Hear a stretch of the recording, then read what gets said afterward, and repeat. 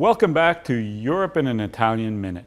Last month's unemployment figures gave mixed signals. On the one hand, there was an uptick in the overall unemployment rate, 12.7%. Certainly a worrying figure.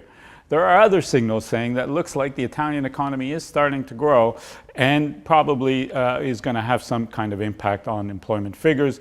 Recent labor reforms, the Jobs Act, which we'll talk about in the future, seems to have led to some movement in the Italian labor market. But there's much more worrying signals here. And those signals are the ones that come from youth unemployment and overall the regional differences that exist in Italy. For instance, according to recent Istat, which is the Italian Statistical Service, figures, unemployment in northern Italy is at 9%, whereas unemployment in southern Italy is over 20%. Here in Trentino Alto Adige in northeast Italy, we're at just above 6%.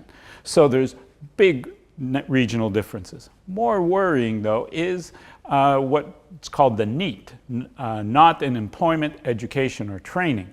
Those figures that directed mostly at youth, 15 to 29-year-olds, overall in Italy are worrying to begin with. We have overall around 25%, but those figures in northern Italy are 18% and nearly double that in the south.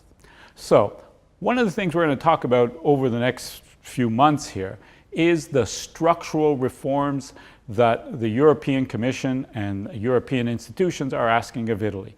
And those structural reforms often aim at these kinds of figures. Let's take, for example, the NEET, not in employment, education, or training. Those touch upon bigger systemic and structural changes to education systems, employment training systems. For instance, Italy, unlike lots of Northern European countries, doesn't have a comprehensive jobs training program. What to do with young people who want to gain particular skills? There isn't a comprehensive national strategy. What to do with older workers who are displaced? We have a hodgepodge, scattered approach across different regions at the local level where sometimes things work, sometimes things don't work. Those are the kinds of structural reforms that we need if we want to respond to the kinds of demands that are coming from Europe. Are these policies in the pipeline? The Renzi government has introduced the Jobs Act, which we'll talk about in the future. But that kind of comprehensive approach to make sure that we're matching education and training skills for the needs of the job market just don't seem to be on the horizon.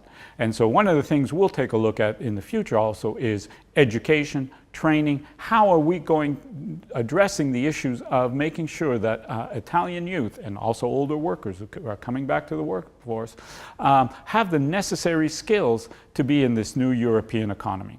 We'll talk about some of these issues further on over the next few weeks as well. Arrivederci.